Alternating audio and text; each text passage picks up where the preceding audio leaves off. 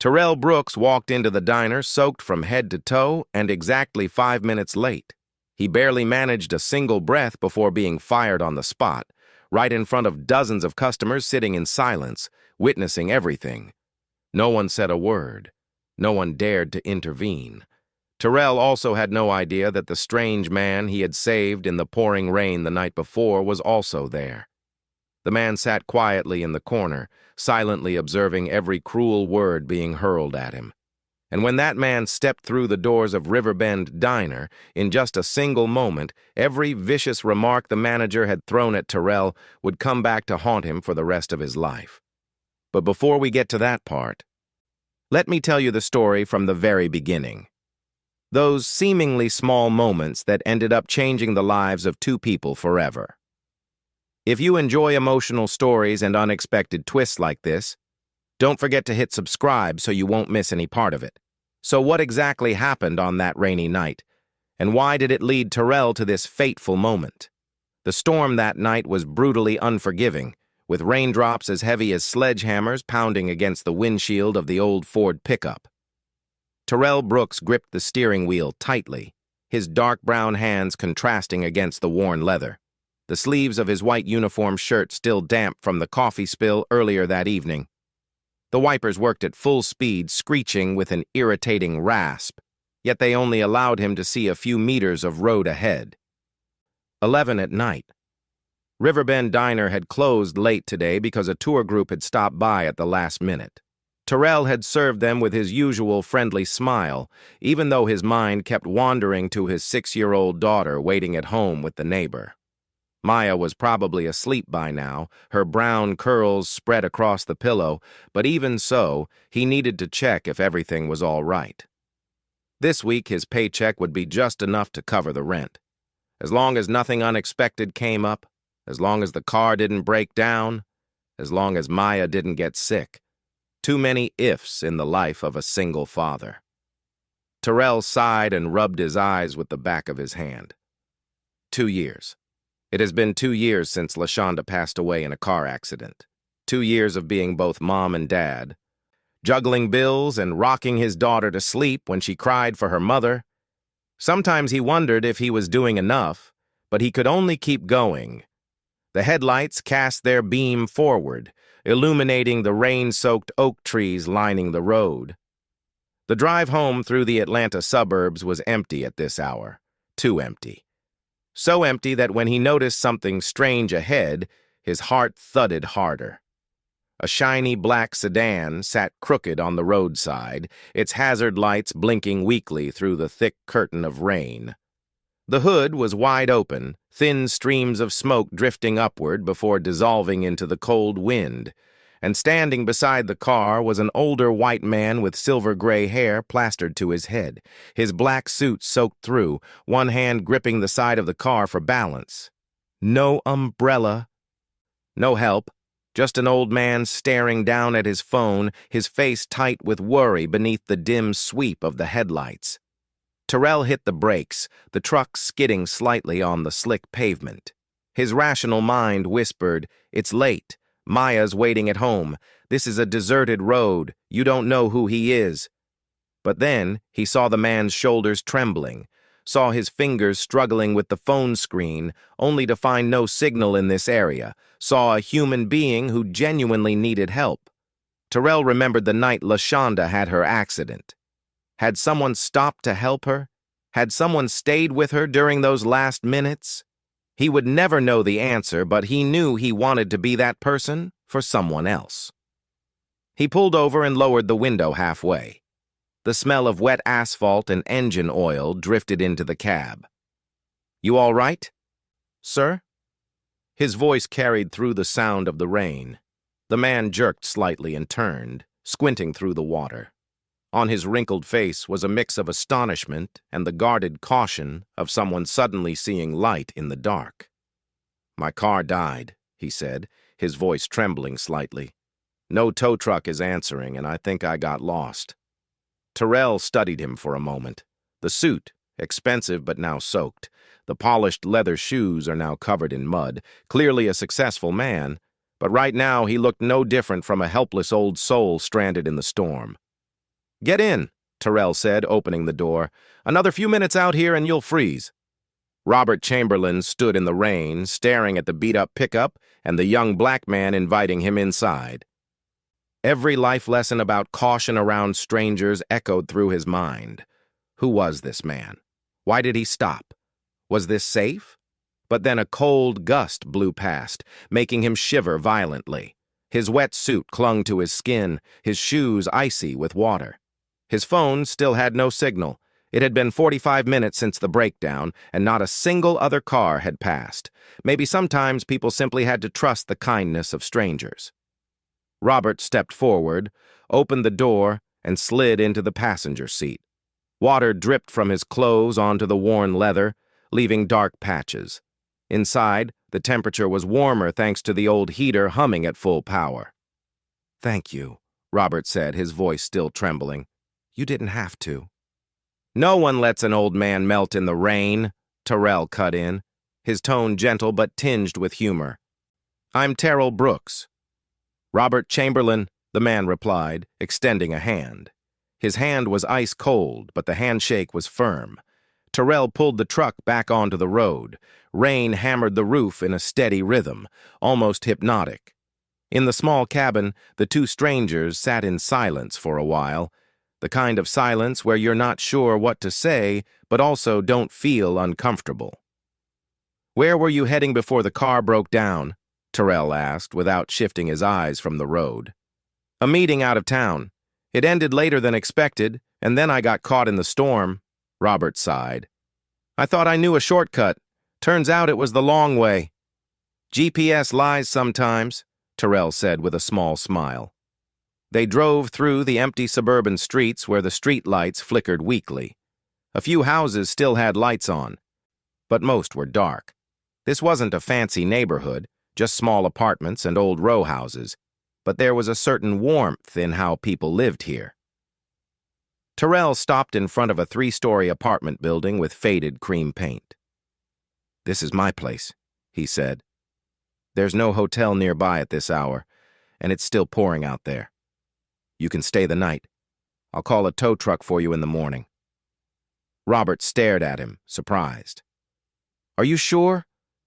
I don't want to be a burden." "I have a good sofa," Terrell said, firm but kind. "Better than you staying in my truck all night." They stepped inside, stomping water off their shoes. The apartment was small, a combined living room and kitchen, 1 bedroom, 1 bathroom, but everything was tidy and clean. On the wall hung photos of a smiling little girl with beautiful brown skin and curly hair pulled into 2 puffs. On the coffee table were building blocks, picture books, and a pink plastic cup. "My daughter, Maya," Terrell explained when he noticed Robert looking. "6. She's asleep in the bedroom." Robert nodded, warmth spreading through him. This young man hadn't just stopped to help a stranger. He had brought that stranger home where his daughter slept. That was a level of trust Robert rarely saw in this city. Terrell handed him a towel. "You can use the bathroom first. I'll find some dry clothes for you." When Robert stepped into the small bathroom, the mirror fogged by steam, he caught sight of himself, a drenched old man looking pitiful. But in his eyes he saw something he hadn't felt in a long time, genuine emotion stirred by an act of kindness. 20 minutes later, Robert sat on the sofa wearing Terrell's oversized athletic clothes. In his hands was a steaming bowl of instant soup, its aroma filling the small room.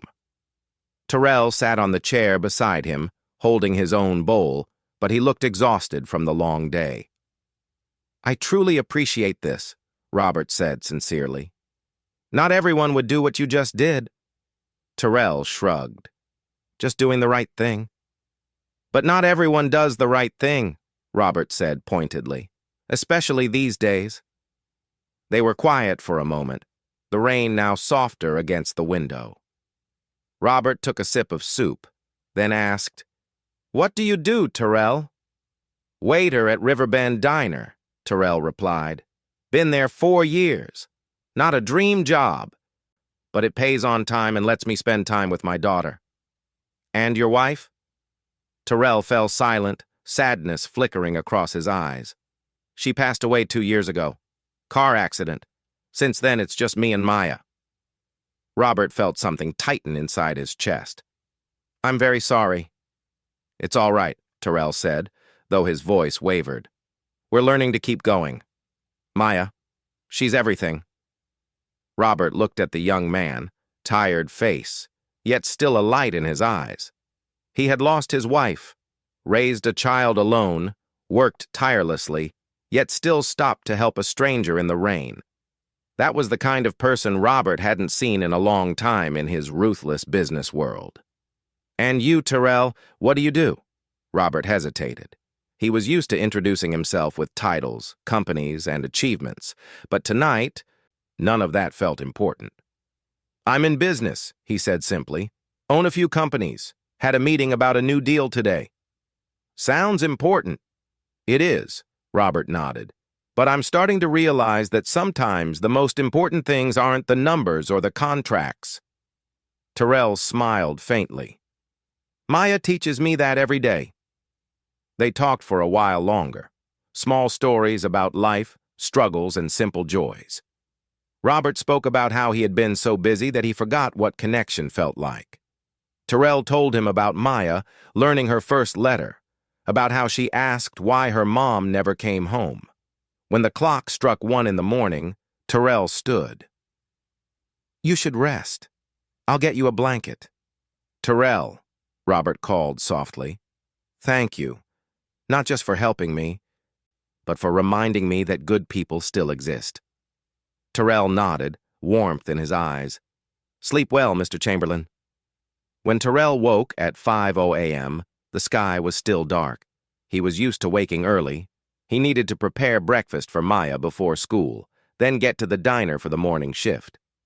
He tiptoed into the living room, careful not to make noise.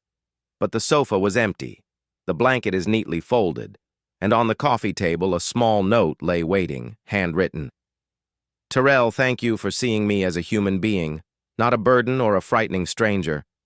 Last night you reminded me of values I had nearly forgotten. I will never forget this kindness. Robert Chamberlain. Terrell smiled softly and tucked the note into his pocket. He didn't think much about whether he would ever see the old man again. It was simply a good deed done, and life would go on. He had no idea that in less than 24 hours, Robert Chamberlain would walk into Riverbend Diner and everything would change. That morning, everything seemed to go wrong from the moment Terrell opened his eyes. Maya woke up with a soft cough, her face flushed. Terrell placed his hand on her forehead, warm, but not enough to be considered a fever. She insisted on going to school because there was an art test that day, and she'd been practicing for all week. Dad, I can draw the horse really well now, Maya said, her eyes sparkling. I can't miss it. Terrell sighed, gently smoothing down one of her curly puffs. All right, but if you feel unwell, you have to tell your teacher, okay? After dropping Maya off at Mrs. Patterson's house, the kind neighbor who helped Terrell watch Maya every morning before the school bus arrived, Terrell drove back toward the diner. But that was the day the old Ford decided to turn on him. It sputtered, coughed a few times, and then died. No, no, no, Terrell tapped lightly on the dashboard. Don't do this to me today. 15 minutes and countless attempts to restart it later, the engine finally turned over. But now Terrell was late, very late. Terrell burst into the diner at 7:00 a.m., 10 minutes past his scheduled start time. His shirt was partially damp from the morning drizzle, his hair disheveled. The door chime rang, and instantly every pair of eyes in the diner turned toward him. The morning atmosphere at Riverbend Diner was usually noisy with chatter, the sizzle of frying pans, and the aroma of toast and freshly brewed coffee. But right now, everything suddenly went silent. Behind the register, Derek Matthews was waiting, the diner's manager. 40 years old, hair slicked back to a glossy sheen, his black suit always perfectly pressed. His hard features looked even colder than usual. Brooks, Derek called his name, his voice loud enough for the entire diner to hear. "Do you own a watch?" Terrell swallowed, trying to steady the tremor in his voice. "I'm sorry, Mr. Matthews. My car broke down and—" "I don't care." Derek cut him off, stepping out from behind the counter. His black leather shoes clicked against the tiled floor, each step like a sentence being handed down. "You think your time is more valuable than our customers' time?" "No, sir, but—" "But what?" Derek held out a hand, his voice rising. A few customers at nearby tables turned to look. "You're late. That's the only fact I need." Terrell felt his face burn. He glanced around the diner.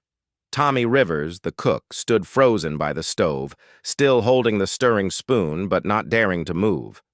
Lisa Martinez, the morning shift waitress, stood in a corner, her face pale, eyes full of worry but silent. "Mr. Matthews," Terrell tried to keep his voice calm. "I'm truly sorry. Last night I helped a man who was stranded in the rain, brought him home. This morning my car—" "Oh, that's wonderful," Derek sneered. "So you're a hero now, Brooks? Very admirable. But do you know what isn't admirable? Abandoning your job for some touching story." Terrell bit his lip. "I didn't abandon it. I was only 10 minutes," Derek interjected. "In that time, we had 3 tables waiting. Lisa had to serve everyone alone." "And you? Where were you? Playing the Good Samaritan?" The customers began exchanging looks. An older woman sitting at a corner table whispered to her companion, "Poor guy." But no one spoke up. Derek turned back to the counter and grabbed a sheet of paper. "Do you have any idea how important today is, Brooks?" Terrell shook his head, a sense of dread building inside him. "Today, the actual owner of Riverbend Diner will be visiting," Derek said, his voice icy. "He's owned this place since last year but has never come by, and now, for the first time, he wants to see how the diner runs. I need everything perfect, perfect."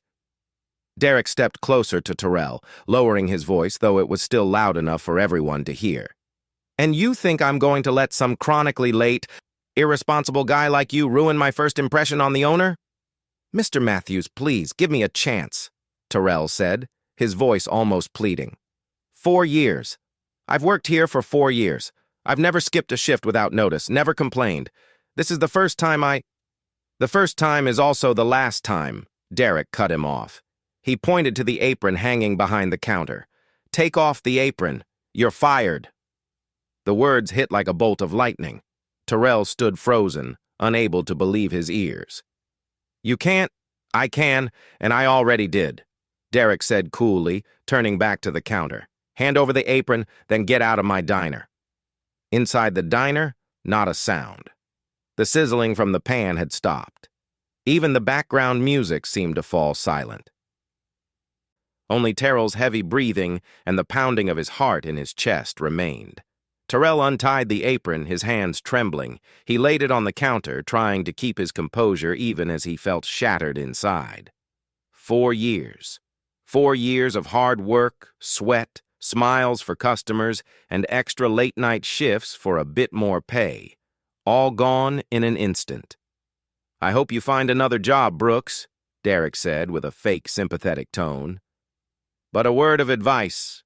Next time, care more about your job than about playing hero." Terrell didn't respond. He turned and walked away, each step heavy. As he passed the tables, some customers looked at him with pity. Others quickly looked away. Lisa stood in the corner, eyes brimming with tears, but she didn't dare say a word. The door chime rang as Terrell stepped outside. The drizzle was still falling. Atlanta's Monday morning sky was gray and cold. Terrell stood on the sidewalk, looking back at the diner through the glass window. He saw Derek laughing and saying something to Tommy, looking satisfied, as if firing someone made him feel more powerful. Terrell wiped the water from his face. Or were those tears? He wasn't sure. All he knew was that he had just lost his job, lost his only source of income. And Maya. What would Maya eat next week? How would he pay the rent? He started walking, shoulders slumped, dragging his feet along the wet pavement. He didn't realize that across the street a black sedan was parked quietly, and the man inside was watching everything. Robert Chamberlain's grip tightened on the steering wheel, his teeth clenched. He had seen it all, seen how Derek Matthews humiliated Terrell in front of everyone, saw how no one spoke up for him, saw Terrell walk out like a broken man.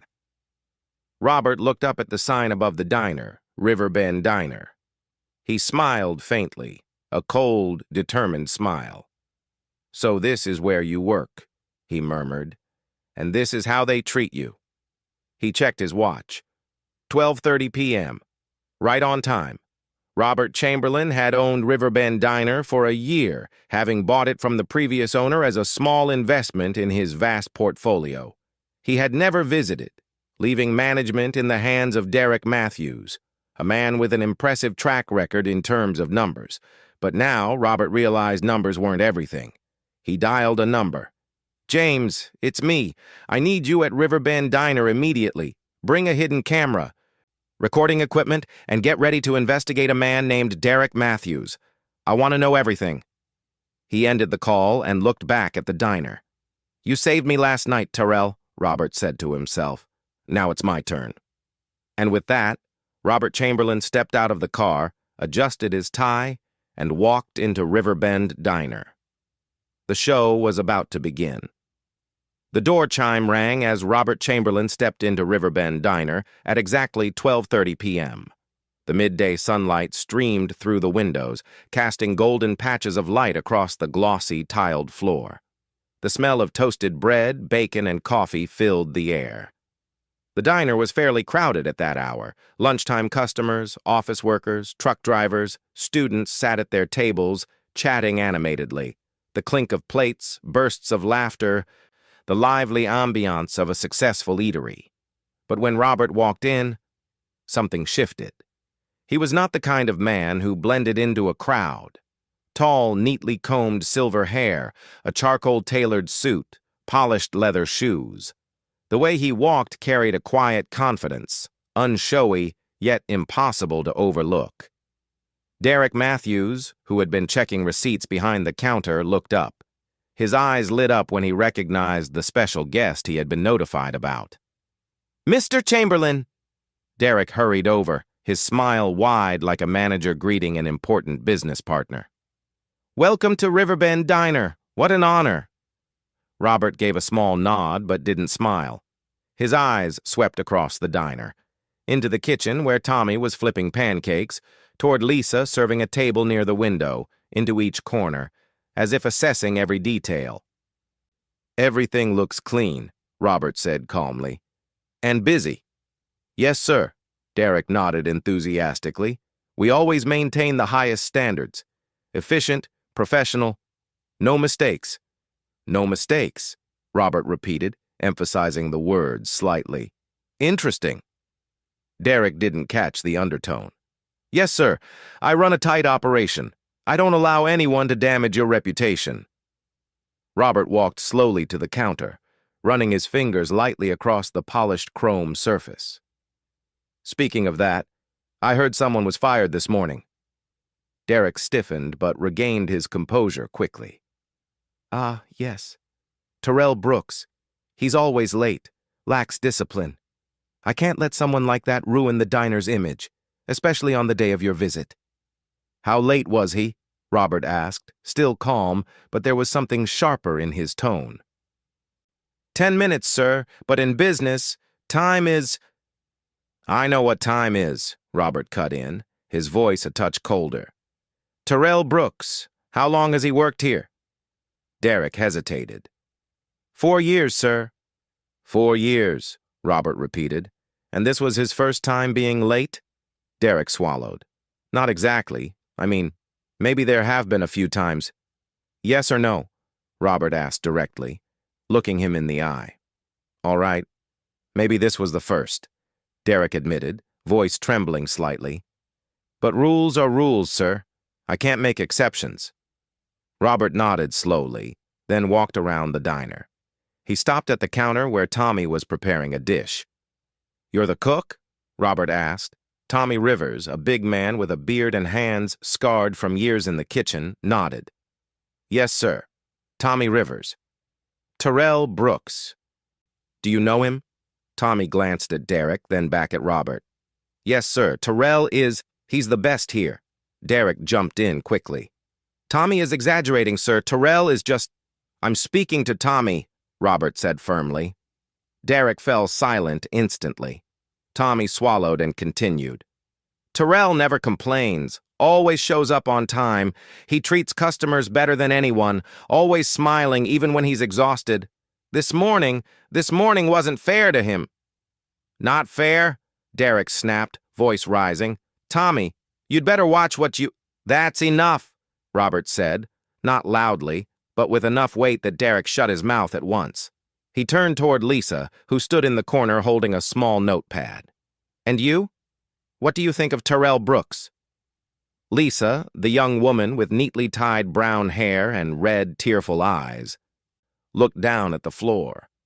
Terrell is the best person I've ever worked with. He taught me everything when I started. He always shielded me when customers were harsh. Derek tried to intervene. Sir, everything they say is emotional nonsense. Numbers matter, and... Robert turned toward him, his stare icy enough to silence him. Call Terrell Brooks back. Derek's mouth fell open. Sir, call Terrell Brooks back, right now. But, sir, I just fired him and I'm asking you to call him back, Robert repeated, his tone no longer patient. Or do you need me to explain it more clearly? Derek gulped, sweat beginning to form on his forehead. Yes, sir. I'll call him right away. Terrell was sitting in his truck, his hands trembling around his phone. He had just called Mrs. Patterson, telling her he might pick Maya up late today because he needed to look for a job urgently. The kind older woman reassured him that it was fine, but Terrell was anything but fine. His mind swirled with images of unpaid bills, an almost empty fridge, and Maya's shoes, now too small, he still couldn't afford to replace. His phone rang. Unknown number. Terrell hesitated, then answered. Terrell Brooks? Derek Matthews's voice came through, void of arrogance this time. Instead, he sounded anxious. Yes? You need to come back to the diner, right now. Terrell frowned. You just fired me? I know, but something important has come up. Please, come back as fast as you can. What is it? You'll know when you get here, Derek blurted before hanging up.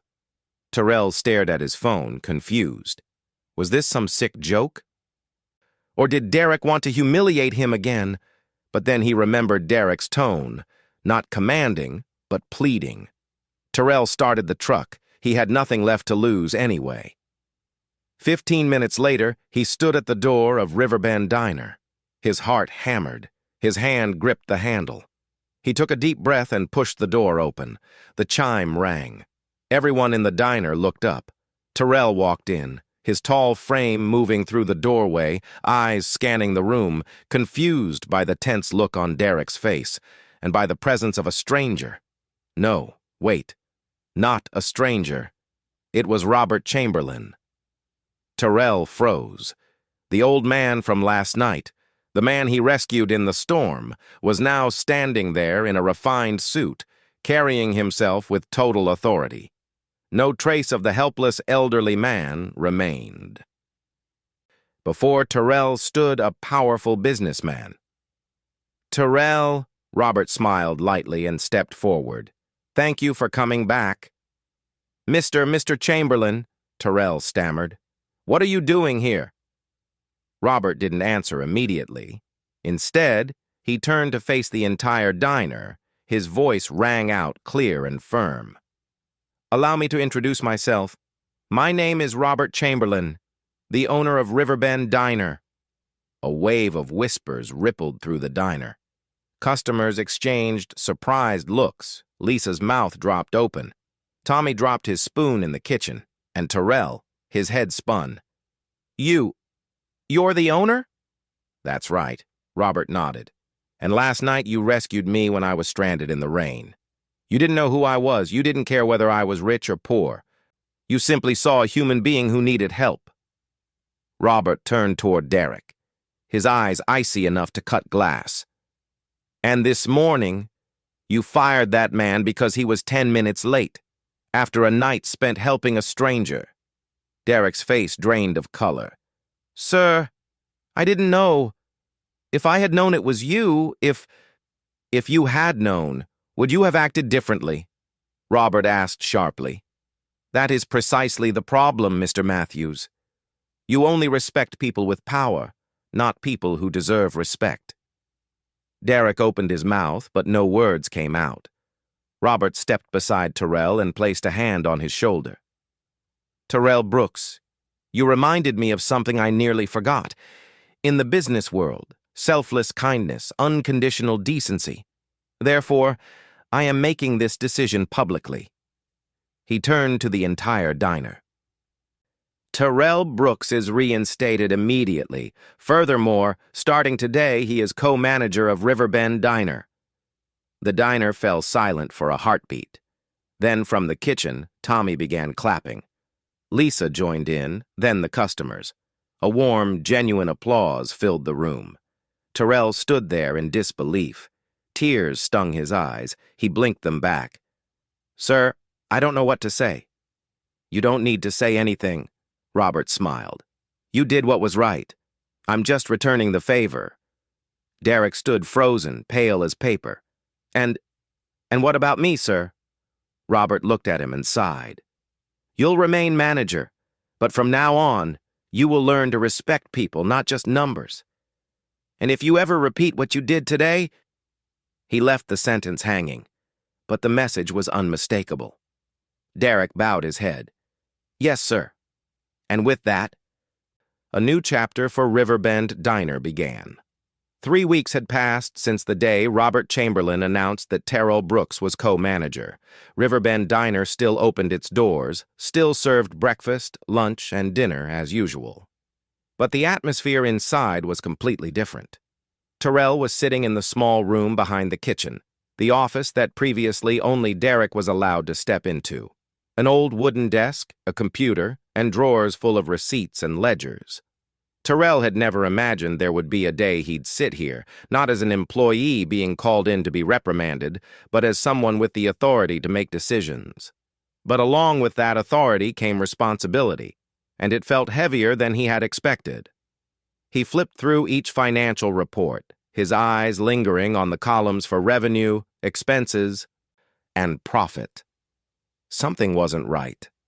A few expense items had spiked suddenly over the past 3 months with no clear reason. The cost of supplies was higher than average, and some cash transactions were not fully recorded.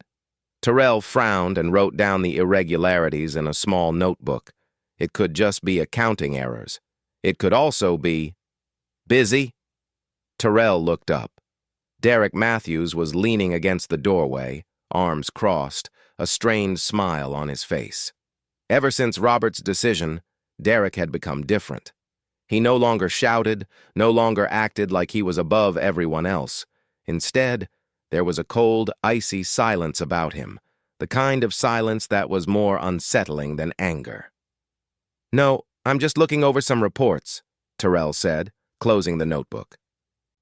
Do you need anything? Just wanted to remind you we have a staff meeting at 3, Derek replied, his tone flat but his eyes anything but friendly. Robert will be joining via video call. Got it, I know, thanks. Derek still didn't leave right away. He stood there for a few more seconds, looking at Terrell with unreadable eyes, then finally turned and walked off. Terrell watched him go, a vague sense of unease stirring in his chest. That evening, Terrell got home earlier than usual. Maya was curled up on the sofa, coloring in a drawing book, her curly hair pulled into 2 neat puffs with colorful beads that clicked softly as she moved her head. Daddy's home! Maya sprang up, ran over, and wrapped herself around his legs. I missed you so much!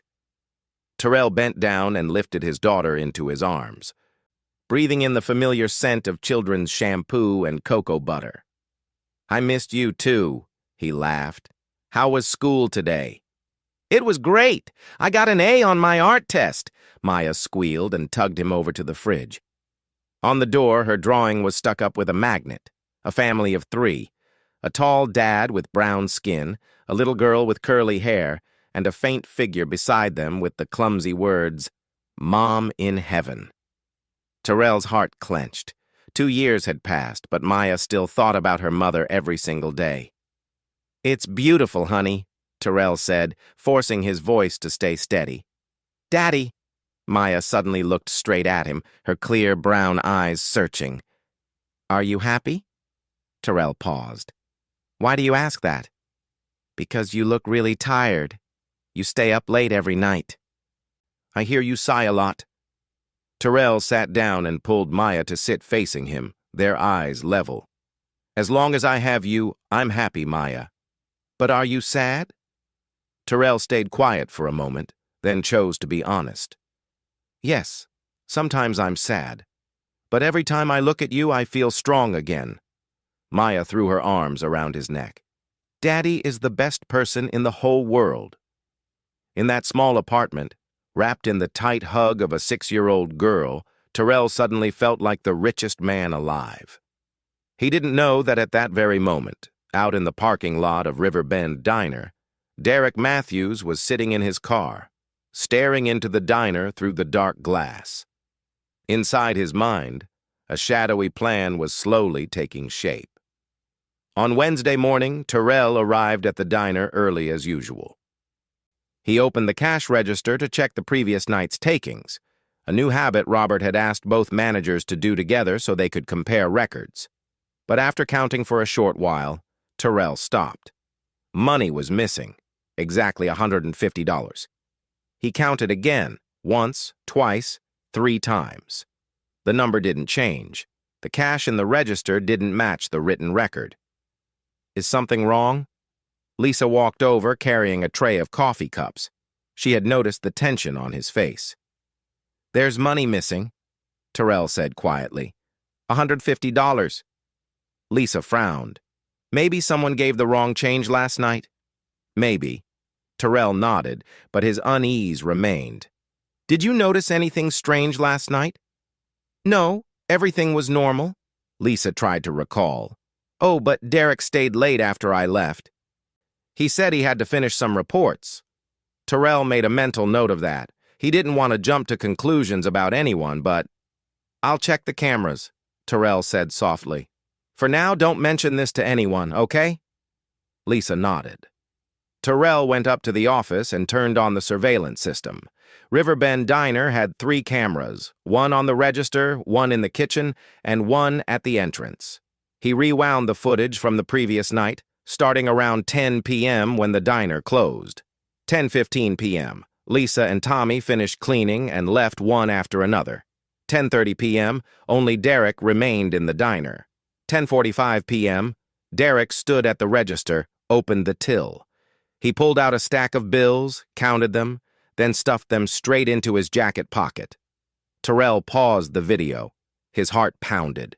Derek was stealing. But Terrell knew one recording wasn't enough. He needed more evidence. One incident could be brushed off as a mistake. He needed the full picture. Terrell called Robert, not from the office, but from the parking lot where no one could overhear. "Robert, I need to talk to you. It's urgent." On the other end, Robert's voice was still calm, but clearly focused. "What's going on, Terrell?" "Cash is missing, and I have video of Derek taking money from the register." There was a brief silence. Then Robert exhaled slowly. "Are you sure?" "I watched it 3 times. It's him." Robert said, "Don't do anything yet. Don't confront him, and don't mention this to anyone. I'll send someone down." "And Terrell?" "Yes?" "Be careful. If Derek senses you're investigating him, he might do something reckless." The call ended. Terrell stood in the freezing Atlanta morning air of the parking lot, a thick fog of unease settling around him. 2 days later, a man walked into Riverbend Diner at 11 a.m. He was tall, with short cropped hair, wearing a black leather jacket and jeans. At first glance, he looked like any other passerby. But the way he watched everything, the sharp, steady eyes, the deliberate movements, the way he noted every detail, made it clear he was not just a casual customer. He chose a corner table, ordered a cup of coffee and a sandwich. The whole time he quietly observed the way Derek moved around, how he spoke to staff, how often he touched the cash register. This was James Porter, the private investigator Robert had hired. Robert had already told Terrell about him. Terrell knew James was there, but no one else in the diner knew anything, not even Derek. James stayed for 2 hours before leaving, but he didn't go home.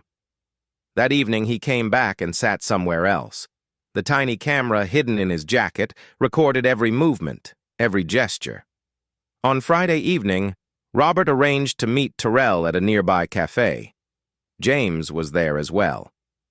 "We've got enough," James said, opening his laptop. On the screen were a series of videos and stills. Derek opening the register, taking money, altering numbers, changing records, not once, but at least 8 times in the past 3 months. "The total amount he's taken is estimated at over $3,000, James concluded. Terrell let out a long breath, a mix of anger and disappointment. "His salary isn't low. Why would he do this?" Robert shook his head slightly. "Not everyone steals because they need money, Terrell. Some do it out of greed. Some do it for the feeling of power. Derek got used to controlling everything here. When you became co-manager, he lost part of that control. This is how he tried to take it back." "What do we do now?" Terrell asked. Robert looked at James, then back at Terrell. "We confront him, but not in private, in front of the whole staff. I've already called the police." Terrell swallowed. "When?" "Monday morning," Robert replied. "I'll fly to Atlanta. We're going to put an end to this." The weekend passed under a silence stretched tight like a drawn wire. Terrell kept working as usual, forcing himself to act as if nothing had changed, so Derek wouldn't grow suspicious. But every time he saw the man, his fake smile, the way he talked to customers like he owned the place, anger surged up inside him. On Sunday night, Terrell could barely sleep. He lay staring at the ceiling, his mind spinning with scenarios. How would Derek react? Would he confess or deny everything and try to pin it back on Terrell? A soft knock on the door pulled him out of his thoughts. "Dad?" Maya's voice came. "Come in, sweetheart." She opened the door, clutching her teddy bear, shuffling over to the bed. "I can't sleep." Terrell lifted the blanket. "Come here." Maya slid in beside him. "You're worried about work, aren't you?" "Yeah, a little," Terrell admitted. "Because of your job?" "Yeah, that too." Maya was quiet for a moment, then said, "Mom used to say that when you're worried, you just have to look up at the stars and remember she's up there watching you." Terrell's chest tightened. She was right. "She's watching you too, isn't she?" Terrell gave a sad smile. "I'm sure she is." The two of them lay still like that until Maya drifted off, still hugging her teddy tightly. Terrell looked at his daughter and whispered softly, "LaShonda, do you see this? I'm trying to do the right thing. For her. For our family." In the darkness, a delicate sense of peace seemed to settle over the room, as if someone were gently placing a hand on his shoulder, saying, "Keep going. It's going to be all right." Monday morning was coming, and with it, the moment everything would change.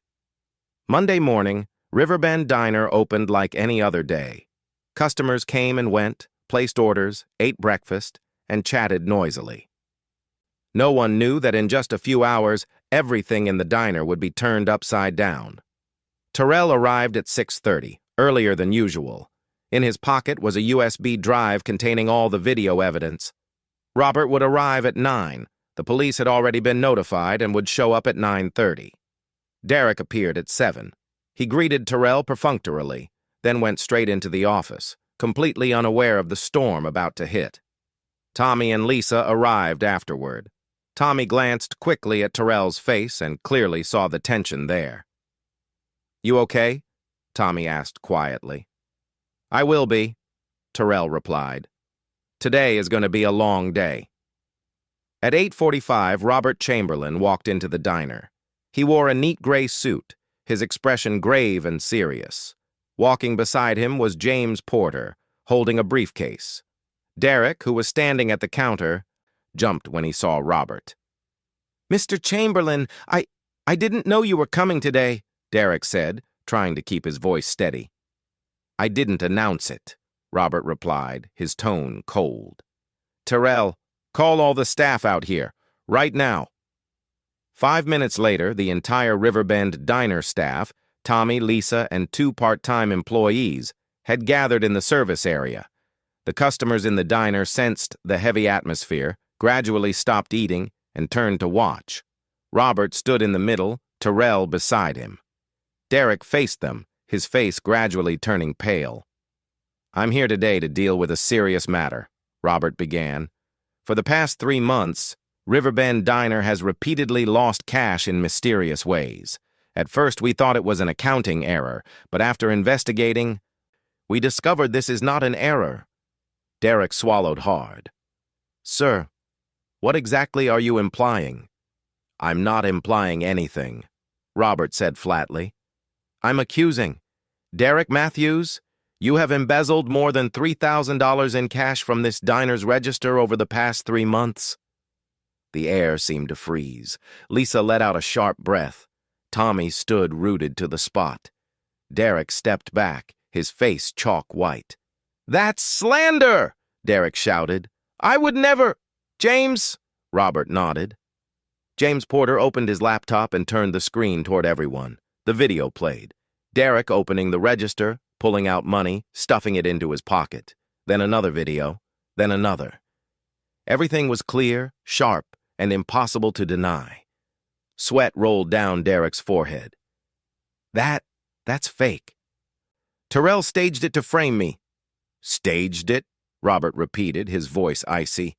"Then how do you explain your fingerprints on these bills?" He opened a clear evidence bag. Inside were bills that had been marked beforehand. "We marked a number of bills in the register last week, and last night, you were the one who took them." Derek shook his head frantically. "No, that's not what happened." "We also checked your bank statements," James added. "The cash deposits do not match the legal income you reported. You tried to hide it, but not well enough." Derek whipped around to glare at Terrell, his eyes filled with hatred. "This is all because of you. Before you showed up, I was the only manager here. Then he promotes you, some nobody waiter, and makes me lose face in front of everyone." "So that means I deserve to have you steal from me?" Terrell asked, his voice calm but pained. "I always respected you. I never wanted to take your place. But you chose this path yourself." Derek opened his mouth, but no words came out. The door to the diner opened. 2 police officers stepped inside. "Derek Matthews?" one officer called out. Derek turned and saw them, and it was as if all the strength drained from his body. His shoulders slumped. "You are under arrest for theft and falsifying financial records," the officer said, taking out a pair of handcuffs. The metallic click of the cuffs echoed as they locked around Derek's wrists. He turned his head to look at Terrell one last time. "You think you've won, don't you? You're just some guy who got lucky. Without Robert, you're nothing." Terrell looked him straight in the eyes. "Maybe that's true, but I don't need power to be a decent human being. And that, you never understood." Derek was led outside. The door chime rang softly again as it closed behind him. This time, for good. Inside the diner, silence stretched on for a few more breaths. Then Tommy was the first to clap. Lisa followed. A few customers joined in. The applause rose, not the kind of applause for show, but the kind that belongs to justice. Robert stepped up beside Terrell and placed a hand on his shoulder. "You did the right thing. Not everyone has the courage to face the truth." Terrell nodded, his throat tightening. "Thank you, Robert, for everything." "No." Robert shook his head. "I should be thanking you. You reminded me what truly matters." They shook hands, not just as owner and manager, but as friends. as two people standing together on the side of what's right. Spring returned to Atlanta, cherry blossoms blooming along the parks, the rows of trees softening into gentler colors. Riverbend Diner was now a far cry from what it had been 6 months earlier. Outside, a new sign had been hung, Riverbend Diner, where kindness is served. Inside, the space had been refurbished, brighter, warmer. On the walls were framed photos of staff and customers, smiles, everyday moments filled with meaning. Terrell stood behind the counter. He no longer wore the old server's uniform, but a simple shirt and neat slacks. His hair was trimmed in a clean fade, and his eyes no longer held that dull exhaustion. Lisa sat at a corner table doing her homework, occasionally looking up to smile at him. Thanks to Robert's help, Terrell had been able to send his daughter to a better private school, one where they encouraged and nurtured her artistic talent. Lisa Martinez was now the shift lead, training 2 new employees. She was quick, confident, and smiled much more than before. Tommy was still in the kitchen, but he now had an assistant, no longer forced to shoulder everything alone like he once did. That evening, Robert stopped by the diner. He sat at his usual table, ordered a cup of coffee and a sandwich, as always. Terrell brought the food out himself and sat down across from him. "Revenue is up 40% compared to 6 months ago," Terrell reported. "More regulars are coming back. We've also gained quite a few new 5-star reviews on Yelp." Robert smiled. "I already know. But what matters more is, are people happy?" Terrell looked around the diner. Lisa was chatting and laughing with customers. Tommy was working while whistling in the kitchen. In the corner over there, his daughter Maya was busy sketching another new picture, her curly puffs bouncing as she concentrated. "Yes," Terrell said softly. "Everyone is much happier than before." "Then that's enough," Robert replied. They sat in silence for a while, sipping their coffee, listening to the distant sound of the city flowing gently outside. "Robert," Terrell spoke up, "there's something I've always wondered. That night in the rain, did you know I worked at Riverbend Diner?" Robert shook his head. "No. Back then, I only knew you were a good man who stopped his car. The fact that you worked at this diner was just a beautiful coincidence."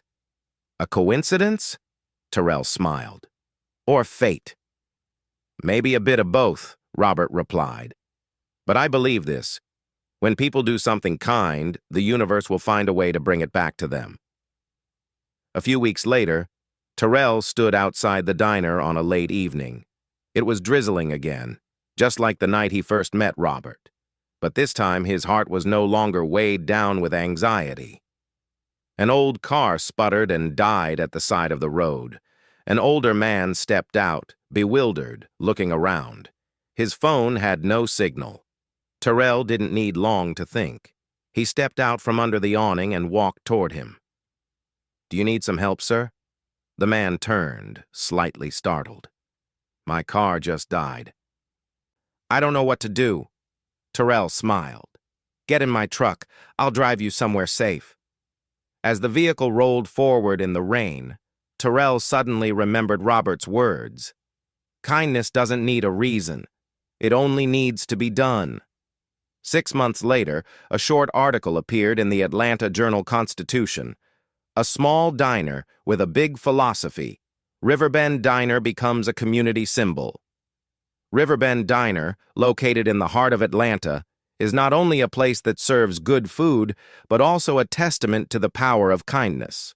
Run by Terrell Brooks and Robert Chamberlain, the diner has become a place people come to not just to eat, but to feel the warmth of community. When asked about the secret to success, Terrell Brooks simply replied, "We treat people as human beings, not just customers. That's it." And on another rainy afternoon, on another road, someone else stopped their car to help a stranger. The circle of kindness kept on turning. The story of Terrell Brooks and Robert Chamberlain is not just about a single father being pulled back from the edge. It is a story about how one very small act of kindness can transform an entire life. not only for the person who receives it, but for the one who gives it. In a world that is becoming colder and more hurried, people easily forget that humans still need humans, that kindness is not a sign of weakness, but a mark of strength. Terrell reminded Robert of the human side behind the numbers. Robert gave Terrell a second chance, and together they created a place where kindness is not exploited, but honored. That place is Riverbend Diner. And it could also be the story of all of us. Finally, if you've stayed with me until now, thank you so much for spending your time on Terrell and Robert's story. If you believe, like I do, that even one small act of kindness can change the course of a life, then please don't leave in silence. Hit subscribe so you don't miss the next stories. If this story touched you, please like the video and share it with someone you think needs to hear it. And before you click away, leave me a comment. Has someone ever helped you on a really bad day? I'll read each and every comment. See you in the next story.